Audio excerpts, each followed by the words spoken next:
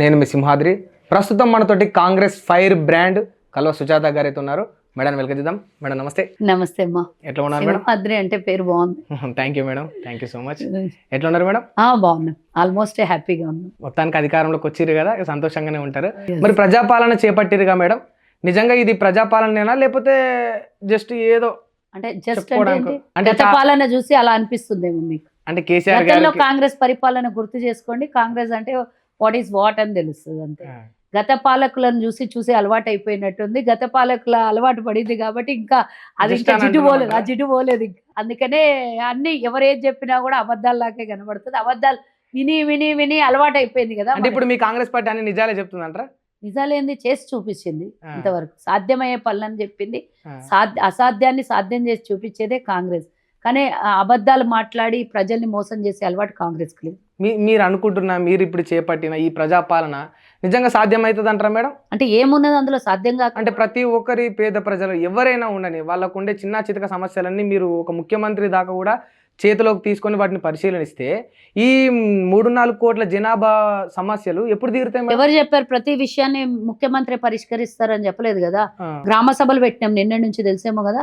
ఎక్కడికక్కడ అవన్నీ మొత్తం సిస్టమ్ లో ఫీడ్ అయిపోతాయి.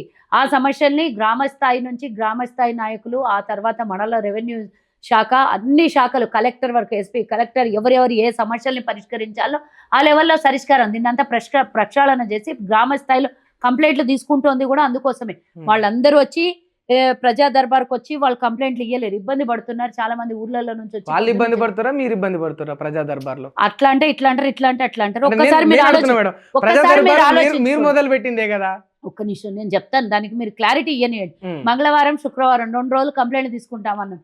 కానీ రాష్ట్రంలో ఉన్నటువంటి సమస్యల్ని చూస్తుంటే మొదటి 4 రోజులలో 7,000 కంప్లైంట్లు వచ్చినాయి. అది కూడా క్యూ లైన్ లో. వాళ్ళ మీద నెట్టేస్తున్నారు. ఏం నెట్టేస్తాను? రాష్ట్రంలో ఉన్న సమస్యలు చూస్తుంటే అని. వినండి, నేను చెప్పేది మీకు అర్థం కాకపోతే నేనేం చేయలేను. కానీ ఈ 2 రోజులు మాత్రమే వాళ్ళు వచ్చి కంప్లైంట్లు ఇస్తే రాష్ట్రంలో ఉన్న సమస్యలు లక్షలు, మేము అనుకున్నాం ఏదో వందలు వేలలు ఉంటాయి అనుకున్నాం, కానీ లక్షలలో కనబడుతున్నాయి ఆ సమస్యలు. ఆ లక్షల సమస్యల్ని వాళ్ళు వచ్చి క్యూ లైన్ లో నిలబడి ప్రజా దర్బార్ దగ్గర నిలబడి వాళ్ళు కంప్లైంట్లు ఇస్తుడు ఎప్పుడు, చేసుడు ఎప్పుడు, ఇబ్బంది. వాళ్ళు ఊరు నుంచి బయలుదేరి ఏ తెల్లవారుజామును ఎక్కడి నుంచి, ఆదిలాబాద్ నుంచో ఇంకెక్కడి నుంచో రావాలంటే ఓ రోజు ముందు ప్లానింగ్ చేసుకోవాలి, ఒక రోజు అర్ధరాత్రి నుంచి రావాలి. ముఖ్యమంత్రిని కలవాలని అందరికీ యాంగ్జైటీ ఉంటుంది. ముఖ్యమంత్రి వచ్చిన తర్వాత మాక్సిమం 3 hours 4 hours కన్నా ఎక్కువగా సమయం ఇవ్వలేరు. ఆ సమయం మొత్తం ఇక్కడ మొత్తం డే మొత్తం ఇచ్చినా అక్కడ క్యూ లైన్ లో నిలబడే వాళ్ళు సమస్య తీరేటట్లా కనబడతలేదు. ఏదో కొన్ని సమస్యలు అనుకున్నాం, కానీ రాష్ట్రం మొత్తం సమస్యలు, ఇంటిట సమస్యలనే. ఏదో ఒకటి మీరు అన్నట్టు చిన్న చిన్న సమస్యలు ఉన్నోళ్ళు లక్షలాది మంది ఉన్నారు, పెద్ద సమస్యలు ఉన్నోళ్ళు ఇంకా లక్షలాది మంది ఉన్నారు. ఈ సమస్యలు చూస్తుంటే అసలు తెలంగాణ 9.5 సంవత్సరాలు ఎక్కడికో అట్టడుగు తీసుకొని పోయి అసలు సమస్యలు లేని ఇల్లు, సమస్యలు లేని ఊరు లేనట్టుంది ఉంటది. అఫ్ కోర్స్ ఎంత చేసినా కూడా ఏది కూడా అయ్యేది ఏది కూడా కాదు. అది అంత ఈజీగా ఎవరు కూడా 100% న్యాయం చేయలేరు. కానీ 100% కాకుండా కనీసం 40% అన్న సమస్యలు పరిష్కారం చేయనట్టు మీరు చూస్తారు కదా. నిన్న ఒక్క రోజు పెట్టినటువంటి ప్రజాపాలన పెట్టినప్పుడు నిన్న ఒక్క రోజే 7.5 లక్షల అప్లికేషన్లు వచ్చినాయి. అది ఏ విషయమైనా కానివ్వండి, రేషన్ కార్డు అనే కాకుందాము, ఇందిరమ్మ ఇల్లు కోసం అనే కాదు, 200 యూనిట్ల కరెంటు కోసమే 2,500 6 పథకాలతో పాటు వాళ్ళ పర్సనల్ సమస్యల్ని కూడా నిన్న చాలా, అంటే పర్సనల్ గా అంటే ఇంకా ఇతరత్ర సమస్యలు, వాళ్ళకి ధరణిలో భూములు పోయిన వాళ్ళే కానివ్వండి, లేకపోతే కాంట్రాక్టర్లు వచ్చి, లేదంటే కొంతమంది దళారులు వచ్చి వాళ్ళ భూముల్ని లాక్కొని పోయినాయి, ఇండ్లు లాక్కొని పోయినాయి. కొంతమందికి ఏమో, నేను మొన్న అక్కడ ప్రజా దర్బార్ దగ్గర కూర్చున్నటువంటి ఒక మహిళకు చూసిన, అసలు 5 నిమిషాలు కూడా నడవలేని పరిస్థితిలో ఆమె కనీసం భర్త చనిపోయి బిడ్డ ఒక్కడే చిన్న పిల్లోడు ఉన్నాడు, వాడిని గవర్నమెంట్ స్కూల్లో వేసి ఈమెకు శాత కాదు కాబట్టి జీతం ఇయ్యలేని పరిస్థితిలో 2-2.5 వేలు సంపాదిస్తున్నాయి. ఇట్లాంటి సమస్యలు ఎన్నో కొల్లలు ఉన్నాయి. మేము ఇస్తాన్న 6 పథకాల మీద కాదు ఈ అప్లికేషన్లు, దాని మీద ఉన్నటువంటి ప్రతి సమస్యని కాంగ్రెస్ పార్టీ తీసుకుంటుంది, సమస్యను పరిష్కరిస్తుంది.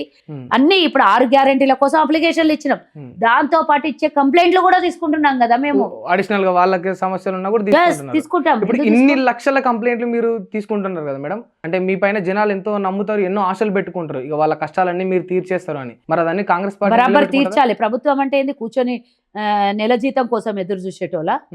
ప్రభుత్వం అంటే పని చేయాలి. నా ప్రభుత్వం, నీ ప్రభుత్వం, ఎవడైనా సరే ప్రజా సేవకుడు, ప్రజలకి పనిచేసేటటువంటి సేవకుడు. నువ్వు దానికి ఓనర్ అనుకుంటే అది అబద్ధం మాట. 5 ఏళ్ల కోసం మనల్ని ప్రజలు ఎన్నుకున్నారు, ఆ సీట్లో కూర్చోబెట్టిన ప్రజల్ని పరిపాలించడం కోసం, ప్రజల సమస్యని తీర్చడం కోసం తప్పించి నువ్వు దానికి యజమాని అంటే నువ్వు అవివేకివి అవుతావు, నువ్వు అహంకారివి అవుతావు. ఏదైతే కేసీఆర్ అహంకారి లాగా చేసిండో 9.5 సంవత్సరాల తర్వాత ప్రజలు ఇంటికి పంపించారు. కాబట్టి ఇంటికి పంపిస్తారు, ఎప్పుడో ఒక రోజు తప్పదు అది. ఎప్పుడు గెలుపుకుంటూ 100 సంవత్సరాలు ఎవరు కూడా ఉండరు, అధికారంలో ఉండరు, ఎవరికో ఒక రోజు తప్పదు అది. కానీ ఉన్న మనకిచ్చినటువంటి సమయంలో ప్రజా పరిపాలన సక్రమంగా నడిపిస్తే నువ్వు పోయినా ఉన్నా నిన్ను యాడ్ చేస్తారు. ఇప్పుడు తిట్టనోడు అంటూ ఉన్నాడు ఆ రాష్ట్రంలో, ఎన్ని తిట్లు అవును మరి తిట్టుకుంటే యాడ్ చేస్తారు కదా, మంచిగా యాడ్ చేసుకుంటలేరు. లేదు తిట్టుకుంటే యాడ్ చేస్తున్నారు. చాలా మంది అంటున్న విషయం ఏంటంటే మీరు ప్రజా దర్బార్ నడిపించడానికి మీరు ఏదైతే ఉపయోగిస్తున్నారో ఆ సెక్రటరియట్ ను కూడా కట్టింది కేసీఆర్ గారే అని ఇట్లా రకరకాలుగా చెప్తున్నారు. ఇక్కడ తెలంగాణలో సెక్రటేరియట్ లో నడుస్తలేదు, ప్రగతి భవన్ లో. సారీ, గతంలో ముఖ్యమంత్రి భవనం ఉంటుండే అక్కడ. మేము అప్పుడే అన్నాము దీనికి 100 కోట్లు 1000 కోట్లు పెట్టి వెచ్చించి ఒక్క ముఖ్యమంత్రి నివాసానికే 1000 కోట్లు ఖర్చు పెట్టొద్దు.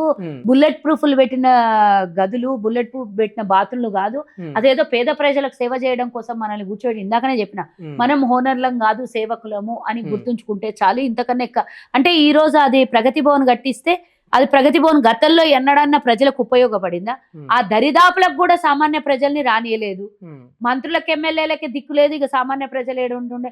ఈ రోజు బ్యారిగేట్లు తీసి పడేసి మొత్తం ఇనుప ఊచలని తీసేస్తే ఎంతో ఆనందంగా లోపలికి వెళ్ళి సమస్యల్ని చెప్పుకుంటున్నారు. నువ్వు కనీసం ఆ దరిదాపులకు రానియలేదు. ఈరోజు సామాన్య మానవుడు కూడా లోపలికి పోయి తన సమస్య ఇదే అని చెప్పుకునేటానికి కాంగ్రెస్ పార్టీ ఆడ కల్పించినటువంటి ప్రదేశం అది. సరే, అంటే ప్రజల పాలన అనే ఒక కాన్సెప్ట్ మీద, ప్రజా దర్బార్ అనే కాన్సెప్ట్ మీద మీరు ప్రజలకు దగ్గర అవుతున్నారు, వాళ్ళు అన్ని సమస్యలు తీరుస్తామని చెప్తున్నారు. మరి నిజంగా డెప్త్లో చూసుకుంటే మీరు ఇచ్చిన హామీలు నెరవేర్చుకునేటట్టే ఉందా? రైతు బంధు వేయలేకపోయినరని ఎప్పుడు వేయలేదు, 20 రోజులు అయింది మా ప్రభుత్వం వచ్చి. డెఫినెట్ గా 9 తారీఖు టకా పడతాయని కూడా మేము అనలేదు, వాళ్ళు అన్నారు 27వ తారీఖు టంగ్ టంగ్ టంగ్ అని మీ ఫోన్ లో మెసేజ్ వస్తుంది చూసుకోండి అని చెప్పింది. 9 తారీఖు పడతాయని రేవంత్ రెడ్డి గారు ఎక్కడ అనలేదా? రేవంత్ రెడ్డి పడతాయి అని అనలేదు. 9 తారీఖు మా ప్రభుత్వం వస్తుంది, 6 గ్యారెంటీల మీద సంతకాలు పెడతాం, మేము మీకు ఇచ్చిన హామీని పూర్తిగా 100 రోజుల్లో నెరవేరుస్తాం అని చెప్పినాము. రైతు బంధు వేయాలి అతి త్వరలో 28వ తారీఖు ఈరోజు అప్లికేషన్స్ తీసుకున్నాము. అది ఒక్కదాని కోసమే కాదు, ఆల్రెడీ మీరు అనొచ్చు ఆల్రెడీ రైతు బంధు పడుతుంది కదా మళ్ళీ కొత్తగా వాళ్ళకి అప్లికేషన్లు తీసుకోవడం ఎందుకోసమో అనొచ్చు.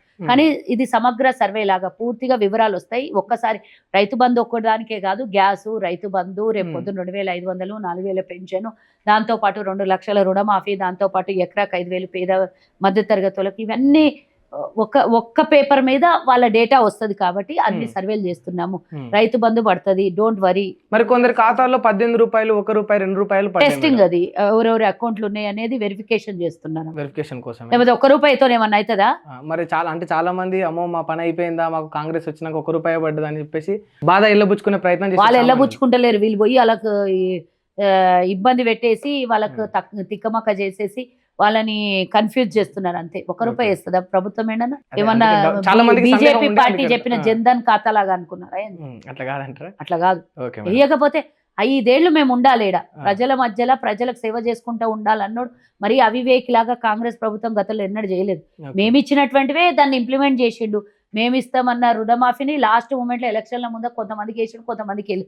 మేము 9 గంటల ఉచిత కరెంట్ అంటే ఆయన 24 గంటలు అన్నాడు. తర్వాత మేము 2018లో పెట్టిన మేనిఫెస్టోని కాపీ పేస్ట్ చేసి ఆయన పెట్టుకున్నాడు. 2023లో కాపీ పేస్ట్ చేసి పెట్టుకున్నాడు. అలా మా మేనిఫెస్టోకి వాళ్ళ మేనిఫెస్టో విడుదల డేట్లు చూసుకోండి, మేము పెట్టిన మేనిఫెస్టో చూడండి, వాళ్ళ మేనిఫెస్టో చూడండి. మేము ఆసరా పెన్షన్ 2000 రూపాయలు ఇస్తామంటే 2016 రూపాయలు, మేము నిరుద్యోగ భృతి 4000 3000 ఇస్తామంటే 3016 రూపాయలు. ఇట్లా మేము ఇస్తా అన్న ప్రతిదానికి 16 రూపాయలు డబల్ చేసి ఇట్లా పెంచుకుంటాం. డబల్ కాదు అది, మనం ఎవరికైనా పెళ్లికో ఫంక్షన్ లోకో పోతే కట్నం ఇచ్చుకుంటాం చూడండి, అంత 16 రూపాయలు జత చేసి ఇచ్చింది. అదంత సొంత తెలివి కాదు, కాంగ్రెస్ మేనిఫెస్టో తెలివిని ఆయన కాపీ పేస్ట్ చేసి వాడుకున్నాడు తప్పించి సొంతంగా తెలివి లేదు. మళ్ళా మొన్న మేము మేనిఫెస్టోలో పెట్టినటువంటి 6 గ్యారెంటీలను చూసి అవ్వేదాన్ని కాపీ పేస్ట్ చేసి కొంచెం మేము 2500 మహిళలకు గృహిణులకు ఇస్తామంటే 3000 అన్నాడు. మేము 500 గ్యాస్ ఇస్తామంటే 400 అన్నాడు. మేము 4000 పెన్షన్ ఇస్తామంటే 5000 ఇస్తామన్నాడు. మేము 15000 రైతు బంధు ఇస్తామంటే 16000 అన్నాడు.